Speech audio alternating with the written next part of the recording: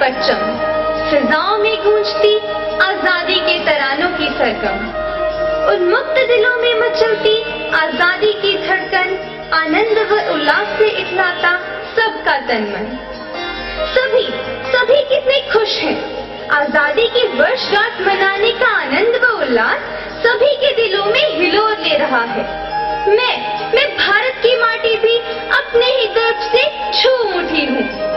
आत्मगौरव की आभानी मेरे अस्तित्व को और भी निखार दिया है। फसलों से लहलहाते खेत, सुख संपन्नता का द्वार खोलते कल कारखाने, विज्ञान और तकनीक का होता प्रचार प्रसार देख मेरा मस्तक गर्व से ऊंचा हो जाता है।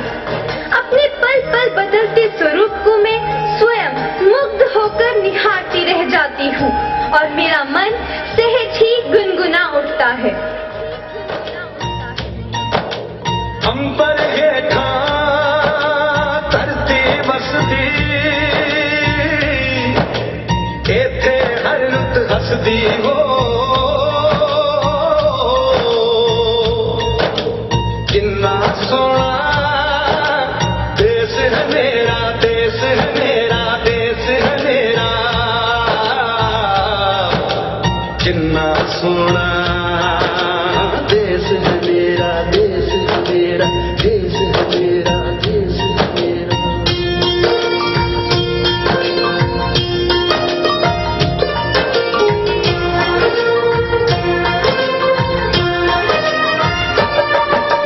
धरती सुनहरी अंबर नीला,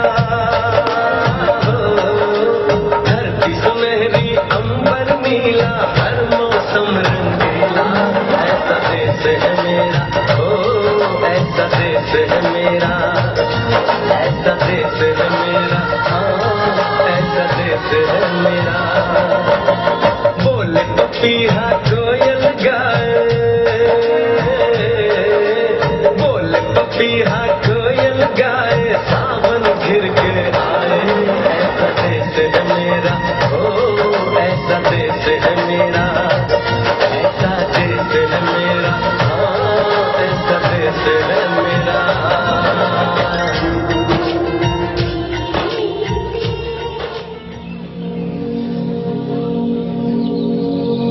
सुख संपन्न, सुरक्षा संपन्न होने के बावजूद भी आज भी कुछ ऐसा है जो मुझे अंदर तक झकझोर कर रख लेता है। आजादी के 68 वर्ष बीत जाने पर भी जब मैं आतंकवाद, भ्रष्टाचार, अज्ञानता, अस्वच्छता की दंश अपने अस्तित्व पर महसूस करती हूँ तो मेरा मन पीड़ा से चीत्कार कर उठता है। रह रहकर मेरी आंखों के सम्मुख विदेशी दास्ता के दमन चक्र का साक्षात चित्र तैरता जाता है। बार बार मैं यह सोचने पर मजबूर हो उठती हूँ, आखिर क्यों आर्यभट्ट, सुश्रुत जैसे महान मनीषियों की भूमि विदेशी आक्रांताओं द्वारा पददलित होती चली गई। याद आ रहा है मुझे वह समय जब मैं सुख, समृद्धि, ऐश्वर्य संपन्न थी। मेरी स्वर्णाभा ने अनेकानेक विदेशी समुदायों और जातियों को अपनी ओर आकर्षित किया। पुर्तगाल, फ्रांस और इंग्लैंड के व्यापारी अधिक से अधिक लाभ कमाने के लिए यहाँ के व्यापारियों के साथ व्यापारिक संबंध कायम करना चाहते थे। इसी इरादे के साथ ईस्ट इंडिया कंपनी के थॉमस रो मुगल बादशाह जहांगीर के दरबार में जा पहुंचे। बादब, बामुलाइजा, होशियार, अकबरे नूर, दिल्ली के रोशने चिराग, बादशाह जहांगीर दीवाने खास में तशरीफ ला रहे हैं।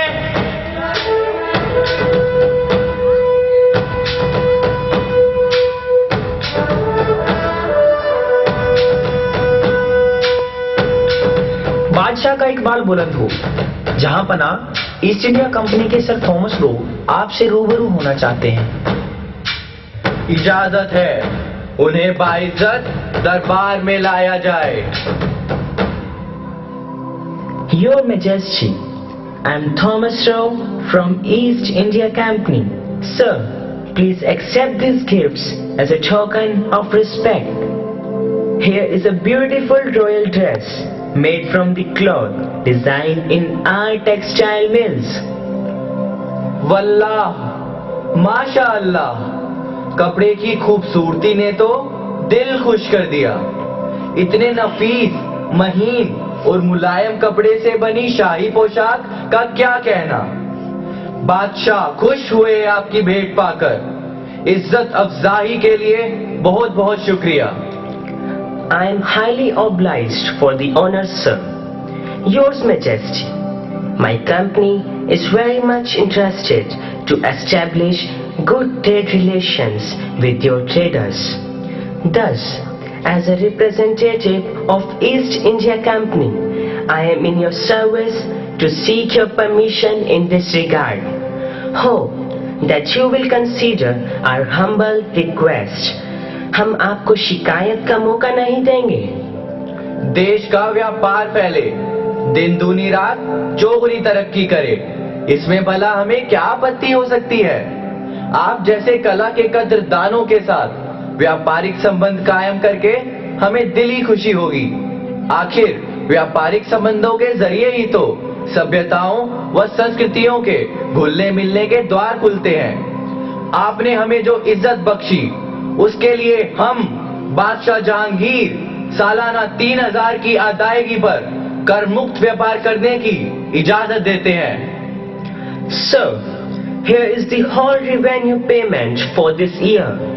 Let's complete all the formalities and sign a formal agreement in this matter. Please put your authority signature and allow us to do tax-free trade. आपके काम करने का अंदाज हमें खूब भाया। चलिए शाही बगीचे में चलकर आपसे कुछ और मुद्दों पर गुफ्तगू करते हैं।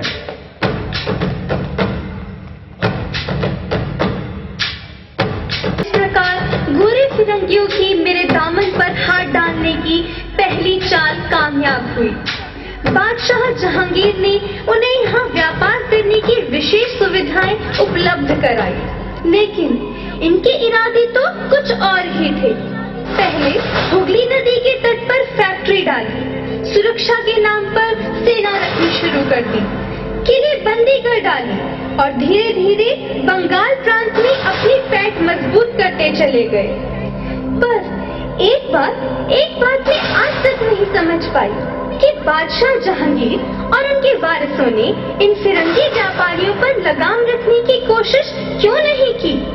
इनकी चकाचौंध में मुगल सल्तनत यह देख ही नहीं पाई कि इस कौम के इरादे क्या हैं, और जब होश आया तो पानी सिर से ऊपर निकल चुका था। पर जब कंपनी के अधिकारियों ने राजनीतिक मामलों में भी टांग अड़ानी शुरू कर दी तो नवाब सिराजुद्दौला को यह सब गवारा नहीं हुआ और उन्होंने सीधे सीधे अंग्रेजों से लोहा लेने का फैसला किया।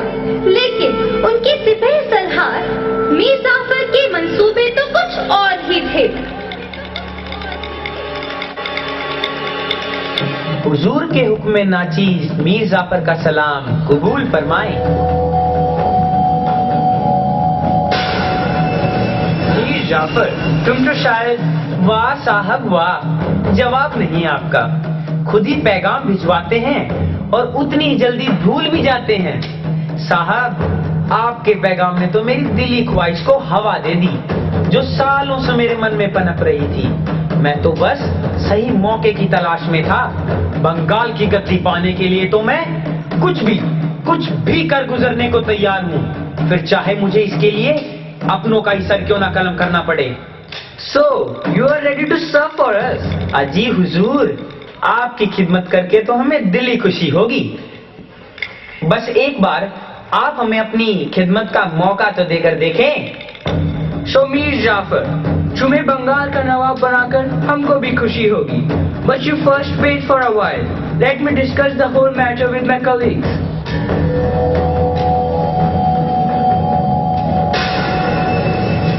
अच्छे से सोच लीजिए हुजूर आला, आर पार की लड़ाई में नवाब सिराजुद्दौला की विशाल सेना के आगे आपकी मुट्ठी भर सैनिक ज्यादा देर नहीं टिक पाएंगे। मेरा बंगाल का नवाब बनना आपकी कंपनी के लिए फायदे का ही सौदा होगा। नवाब बनते ही मैं सिराजुद्दौला द्वारा लगाई गई कंपनी पर तमाम बंदिशें हटा दूंगा।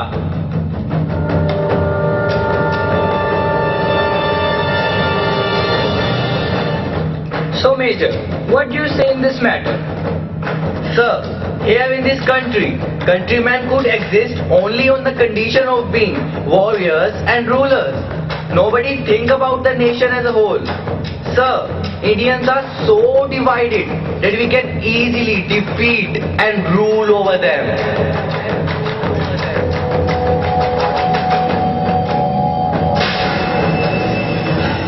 Okay, Mir Jafar, we are ready to help you. Now let me know, how would you help us? ज्यादा कुछ नहीं, आप दक्षिण छोर से सिराजुद्दौला को उलझाए रखिए। अंदर की बात बता रहा हूँ, बारिश की वजह से उसका सारा असला बारूद सील चुका है। पूरब की ओर से मैं सेना को आगे कूच नहीं करने दूंगा। तभी आप अपने बचे कुचे सैनिकों के साथ सिराजुद्दौला को गिरफ्तार कर लेना।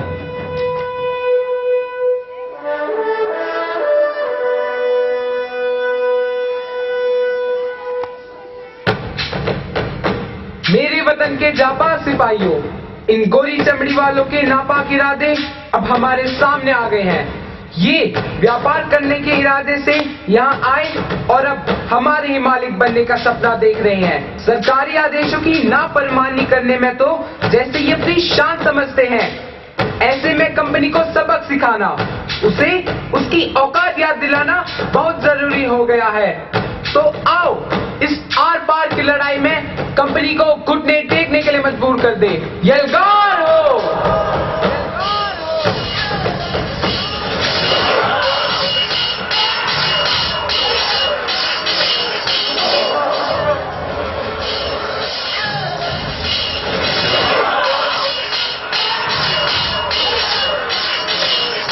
मीर जाफर, देख क्या रहे हो? देखते नहीं, फिरंगी सैनिकों ने दोनों ओर से आक्रमण कर दिया है। आगे बढ़ो और इन्हें खाक में मिला दो। बहुत बोलिए नवाब साहब, नाउ इट्स आवर टर्न। इस युद्ध की बाजी अब हमारे हाथ में है। तुम्हारा कमांडर अब तुम्हारा नहीं, हमारा ऑर्डर फॉलो करता है। नाउ जस्ट गिव अप, अब तुम्हारी डेस्टिनी हमारे हाथों में है। Soldiers, arrest this so called Nawab of Bengal province. खुदा का खौफ का जाफर, खुदा का खौफ का। फिरंगियों के साथ मिलकर तूने अपनी ही माटी से गद्दारी की। गद्दार, इस गुनाह के लिए तुझे देश की माटी कभी माफ नहीं करेगी। कभी माफ नहीं करेगी। इस तरह मैं अपनों के ही द्वारा रौंदी गई, कुचली गई। एक और मुझ पर जा कुर्बान करने वालों की कमी नहीं, तो दूसरी ओर अपनी रोटियां सेकने के लिए अपनों की पीठ में छुरा भोंकने वाले मीर जाफरों की भी कमी नहीं थी। मेरे अपनों ने ही मेरी अस्मिता के साथ खिलवाड़ कर मुझे दास्ता की बेड़ियों में जकड़ लिया। और फिर जब अपना ही सिक्का खोटा हो तो दूसरों को दोष कैसे दिया जा सकता है? मुझ में पनपने वाले आस्तीन के सांप क्या कम थे कि रही सही कसर समाज की जड़ों में दीमक की तरह पनप रहे अंधविश्वासों ने पूरी कर दी, और मैं समाज की कुरीतियों की जंजीरों में जकड़ती चली गई। बाबा, बाबा घोर भी काम पड़ी है। देखिए ना मेरा बेटा खेत में काम करते करते अचानक बेसुध होकर गिर पड़ा। तब से ना कुछ बोल रहा है, ना कुछ कह रहा है। बाबा कृपा करे बाबा, अब तो आपका ही आसरा है। देख रहा हूँ, इस पर पीपल वाले प्रेत का साया है। प्रेत की काली छाया इसके मुख पर स्पष्ट दिखाई दे रही है। प्रेत को भगाने का उपाय करना पड़ेगा। तो कीजिए ना बाबा, यही तो मेरे जीवन का आखिरी सहारा है। ओम ह्लीम क्लीम चामुंडाय नमः। ओम ह्लीम क्लीम चामुंडाय नमः। ओम ह्लीम क्लीम चामुंडाय नमः।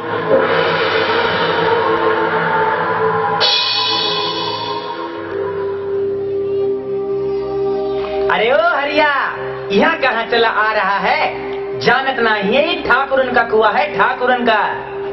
तो हार जैस अछूत यहाँ से भला पानी कैसे भर सकत है? तो हार हिम्मत भी कैसन हुई यहाँ से पानी लेने की? ना ना मालिक, मालिक ऐसा ना कहें। हमारी ओर की बाड़ी कुआं सब हो सूख गए हैं। घर में एक तो बूंद पानी नहीं है। मोरा बचुआ पानी के लिए तड़प रहा है। मालिक, एक घड़ा पानी दे दो। सारी उम्र आपकी चाकरी करूंगा। अरे मरता है तो मरे, हमों का ठेका ले रखा है तुहार परिवार को पानी देने का। अरे तुम नीच लोगन को पानी दे के मोहे अपना धर्म नहीं बिगाड़ना। चल निकल यहाँ से।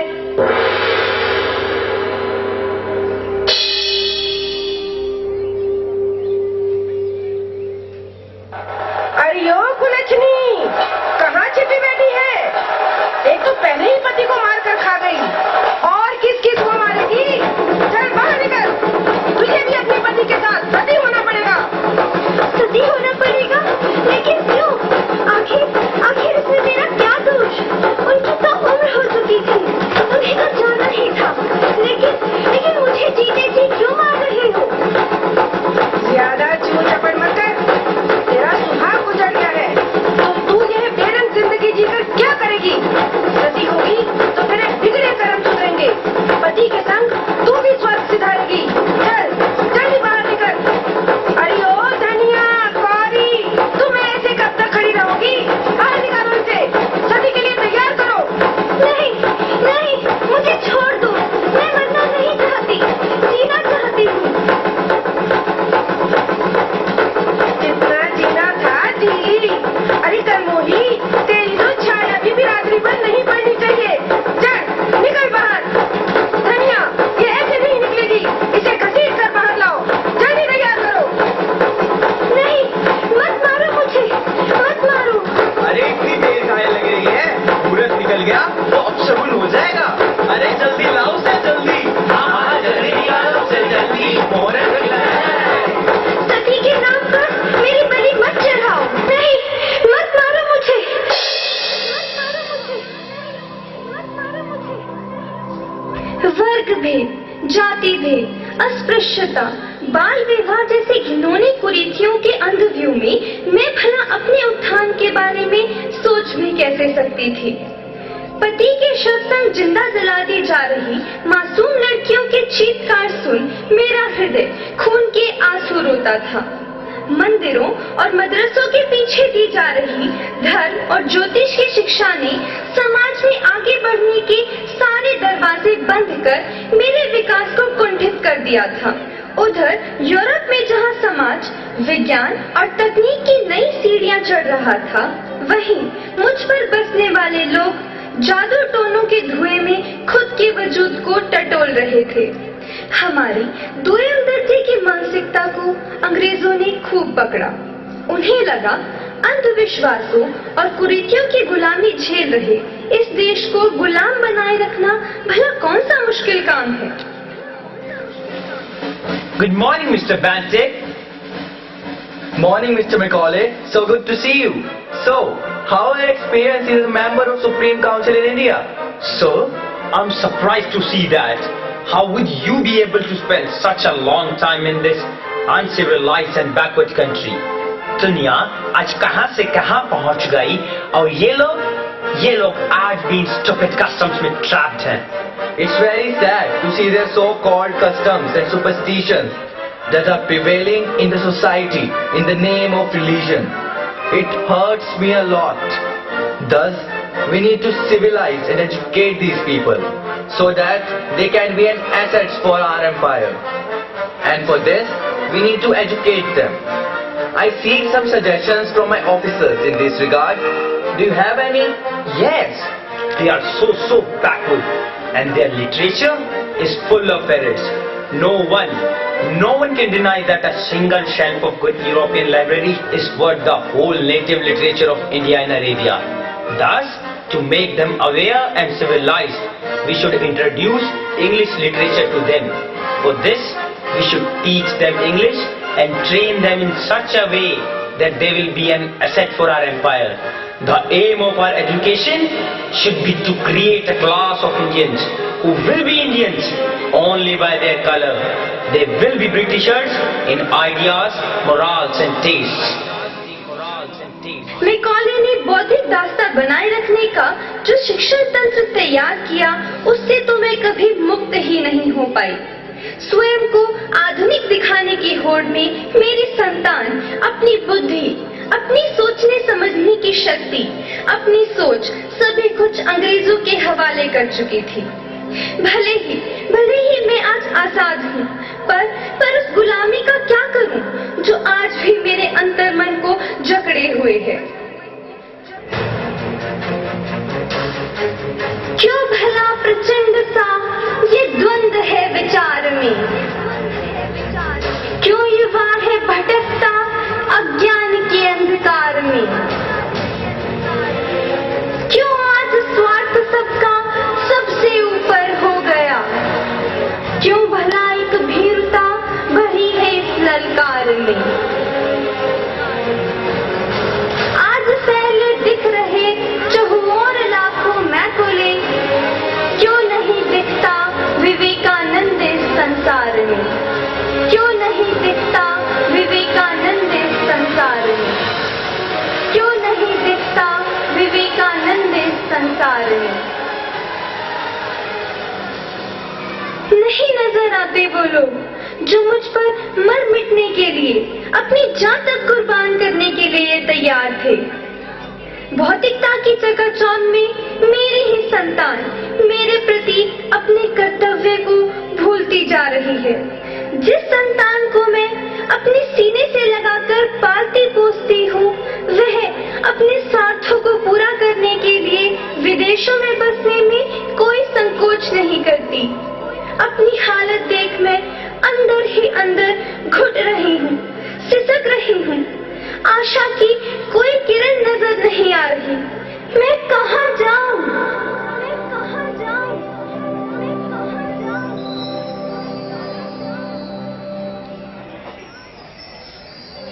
मामा, उदास क्यों होती हो? क्यों रोती हो? देखो इधर, हमारी तरफ देखो। हम है ना तुम्हारे नन्हे बालक। हम करेंगे तुम्हारी आन बान और शान की रक्षा। हम तुम्हें इस तरह रोता हुआ नहीं देख सकते। उठो माँ, हम तुम्हें विश्वास दिलाते हैं। आज तक जो भी तेरे साथ हुआ वो अब नहीं होगा। अब तेरी गरिमा हमारे हाथ में है, उसके साथ हम खिलवाड़ नहीं होने देंगे। माँ, आलस्य जो हमारा सबसे बड़ा शत्रु है, उसे त्याग कर हम पूरी तत्परता के साथ तेरे उत्थान में अपना सहयोग देंगे। अतीत में तेरे साथ जो भी हुआ है अब नहीं होगा। अब कोई बाहरी ताकत तेरा कुछ नहीं बिगाड़ सकेगी। पढ़ लिख कर किसी और देश की क्यों, हम तेरी ही उन्नति में सहायक बनेंगे। हम सभी एकता के सूत्र में बंधकर प्रेम से रहेंगे तथा वैर में नस्ये की भावना को कभी अपने भीतर पनपने नहीं देंगे। हम पढ़ लिख कर तेरी सेवा करेंगे। अपनी सोच, अपनी रचनात्मकता से तेरे स्वरूप को और भी निखारेंगे। नित नए अन्वेषण कर तेरा मस्तक गर्व से ऊंचा करेंगे। अब उदासी के दिन गए, तेरे सामने खुशियाँ बाहें फैलाए खड़ी हैं। हम फिर से तुझे इस दुनिया के माथे की बिंदिया बना देंगे।